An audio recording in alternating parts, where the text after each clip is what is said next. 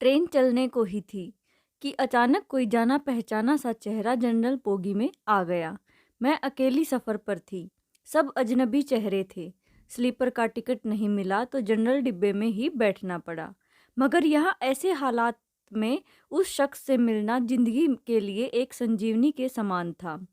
ज़िंदगी भी कमबख्त कभी कभी अजीब से मोड़ पर ले आती है।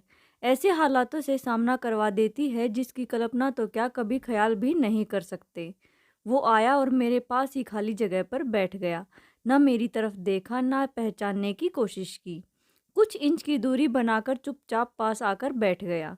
बाहर सावन की रिमझिम लगी थी। इस कारण वो कुछ भीग गया था। मैंने कनखियों से नज़र बचाकर उसे देखा। उम्र के इस मोड़ पर भी कमबख्त वैसा का वैसा ही था। हाँ, कुछ भारी हो गया था मगर इतना ज़्यादा भी नहीं। फिर उसने जेब से चश्मा निकाला और मोबाइल में लग गया। चश्मा देखकर मुझे एक कुछ आश्चर्य हुआ। उम्र का यही एक निशान उस पर नजर आया था कि आंखों पर चश्मा चढ़ गया था। चेहरे पर और सर पर मैंने सफ़ेद बाल खोजने की कोशिश की। मुझे नहीं दिखे। मैंने जल्दी से सर पर साड़ी का पल्लू डाल दिया।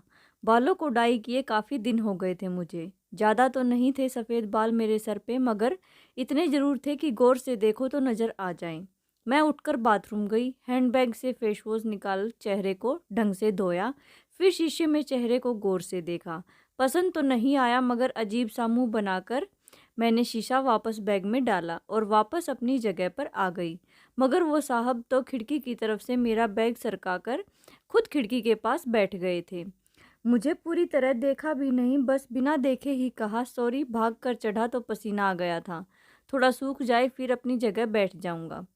फिर वह अपने मोबाइल में लग गया। मेरी इच्छा जानने की कोशिश भी नहीं की। उसकी यही बात हमेशा मुझे बुरी लगती थी। फिर भी ना जाने उसमें ऐसा क्या था कि आज तक मैंने उसे नहीं भुलाया। एक वो था कि 10 सालों में ही भूल गया। मैंने सोचा शायद अभी तक गौर नहीं किया, पहचान लेगा। थोड़ी मोटी हो गई हूँ, शायद इसलिए नहीं पहचाना। मैं उदास हो गई। जिस शख्स को जीवन में कभी भुला ही नहीं पाई, उसको मेरा चेहरा ही याद नहीं। माना कि ये औरतों और लड़कियों को ताड़ने की इसकी आदत नहीं, मगर पहचाने भी नहीं। शादीशुदा है, मैं भी शादीशुदा हूँ, जानती थी। इसके साथ रहना मुश्किल है, मगर इसका मतलब यह तो नहीं कि अपने ख्यालों को, अपने सपनों को जीना छोड़ दूँ। एक तमन्ना थी कि कुछ पल खुल के उसके साथ गुजारूँ। माहौल दोस्ताना ही हो, मगर हो तो सही। आज वही शख्स पास बैठा था, जिसे स्कूल टाइम से मैंने दिल में बसा रखा था। सोशल मीडिया पर उसके सारे अकाउंट चोरी छुपे देखा करती थी। उसकी हर कविता, हर शायरी में खुद को खोजा करती थी। वह तो आज पहचान ही नहीं रहा। माना कि हम लोगों में कभी प्यार की पींगे नहीं चली, ना कभी इजहार हुआ। हाँ, वो हमेशा मेरी केयर करता था और मैं उसकी केयर करती थी। कॉलेज छूटा तो मेरी शादी हो गई और वो फौज में चला गया। फिर उसकी शादी हुई। जब भी गांव गई उसकी सारी खबर ले आती थी। बस ऐसे ही जिंदगी गुजर गई। आधे घंटे से ऊपर हो गया। वो आराम से खिड़की के पास बैठा मोबाइल में लगा था। देखना तो दूर, चेहरा भी ऊपर नहीं किया। मैं कभी मोबाइल में देखती, कभी उसकी तरफ।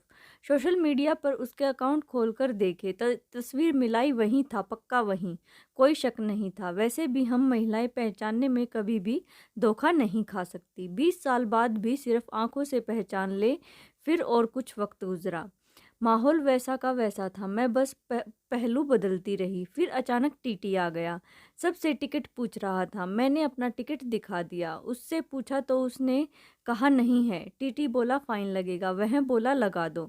टीटी कहाँ का टिकट बनाऊं? उसने जल्दी से जवाब नहीं दिया। मेरी तरफ देखने लगा। मैं कुछ समझी नहीं। उसने मेरे हाथ में थमी टिकट को गौर से देखा। फिर टीटी से बोला कानपुर। टीटी ने कानपुर की टिकट बना दी और पैसे लेकर चला गया। वह फिर से मोबाइल में तल्लीन हो गया। आखिर मुझसे रहा नहीं गया। मैंने पूछ ही लिया, कानपुर में कहाँ रहते हो? वह मोबाइल में नजरें गड़ाए हुए ही बोला, कहीं नहीं। वह चुप हो गया तो मैं फिर बोली, किसी काम से जा रहे हो? वह बोला हाँ। अब मैं चुप हो गई। वह अजनबी की तरह बात कर रहा था और अजनबी से कैसे पूछ लूँ किस काम से जा रहे हो। कुछ देर चुप रहने के बाद फिर मैंने पूछ ही लिया, वहाँ शायद आप नौकरी करते हो? उसने कहा नहीं।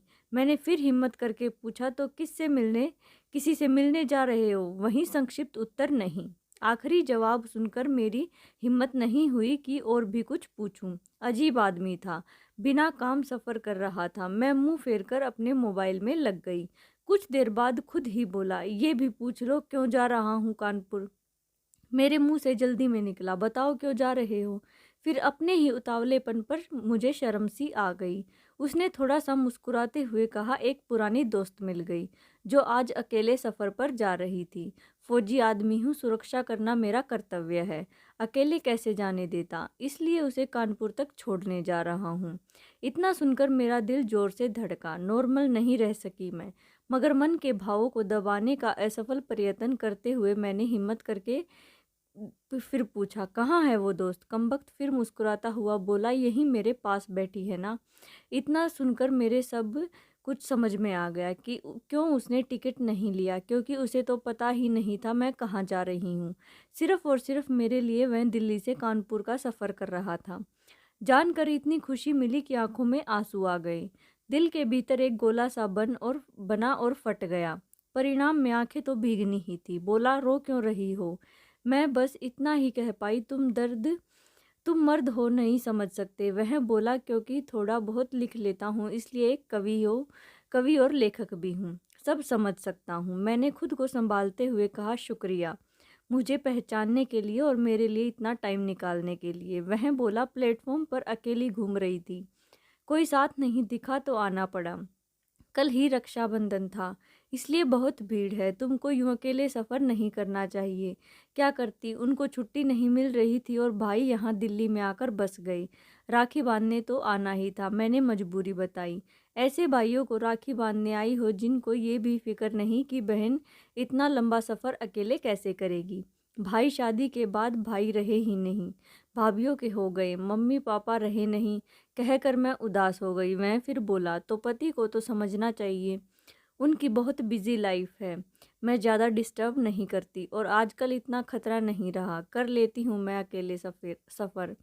तुम अपनी सुनाओ, कैसे हो। अच्छा हूँ, कट रही है ज़िंदगी। मेरी याद आती थी क्या, मैंने हिम्मत करके पूछा। वो चुप हो गया, कुछ नहीं बोला। तो मैं फिर बोली, सॉरी, यूं ही पूछ लिया। अब तो परिपक्व हो गए हैं, कर सकते हैं ऐसी बात। उसने शर्ट की बाजू के बटन खोलकर हाथ में पहने वो तांबे का कड़ा दिखाया जो मैंने ही फ्रेंडशिप डे पर उसे दिया था। बोला, याद तो नहीं आती, पर कमबख्त ये तेरी याद दिला देता है। कड़ा देखकर दिल को बहुत सुकून मिला। मैं बोली, कभी संपर्क क्यों नहीं किया। वह बोला, डिस्टर्ब नहीं करना चाहता था। तुम्हारी अपनी ज़िंदगी है और मेरी अपनी ज़िंदगी है। मैंने डरते डरते पूछा, तुम्हें छू लूँ। वह बोला, पाप नहीं लगेगा। मैं बोली, नहीं, छूने से नहीं लगता। और फिर मैं कानपुर तक उसका हाथ पकड़कर बैठी रही। बहुत सी बातें हुई। ज़िंदगी का एक ऐसा यादगार दिन था जिसे आखिरी सांस तक नहीं भुला पाऊंगी। वह मुझे सुरक्षित घर छोड़कर गया, रुका नहीं, बाहर से ही चला गया। जम्मू थी उसकी ड्यूटी, चला गया। उसके बाद उससे कभी बात नहीं हुई, क्योंकि हम दोनों ने एक दूसरे के फ़ोन नंबर नहीं लिए। हालांकि हमारे बीच कभी भी नापाक कुछ भी नहीं था। एक पवित्र सा रिश्ता था, मगर रिश्तों की गरिमा बनाए रखना जरूरी था। फिर ठीक 1 महीने बाद मैंने अखबार में पढ़ा कि वो देश के लिए शहीद हो गया। क्या गुजरी होगी मुझ पर वर्णन नहीं कर सकती। उसके परिवार पर क्या गुजरी होगी पता नहीं। लोक लाज के डर से मैं उसके अंतिम दर्शन भी नहीं कर सकी। आज उसे मिलने 1 साल हो गया। आज भी रक्षाबंधन का दूसरा दिन है। आज भी सफ़र कर रही हूँ, दिल्ली से कानपुर जा रही हूँ। जानबूझकर जनरल डिब्बे का टिकट लिया है मैंने। अकेली हूँ, न जाने दिल क्यों आस पाले बैठा है कि आज फिर आएगा और पसीना सुखाने के लिए उसी खिड़की के पास बैठेगा। एक सफ़र वो था जिसमें कोई हमसफ़र था, एक सफ़र आज है जिसमें उसकी यादें हमसफ़र हैं। बाकी ज़िंदगी का सफ़र जारी है, देखते हैं कौन मिलता है, कौन साथ छोड़ता है। ऐसी ही और स्टोरीज़ के लिए प्लीज़ वीडियो को लाइक, शेयर एंड चैनल को सब्सक्राइब ज़रूर करें। Thanks for watching.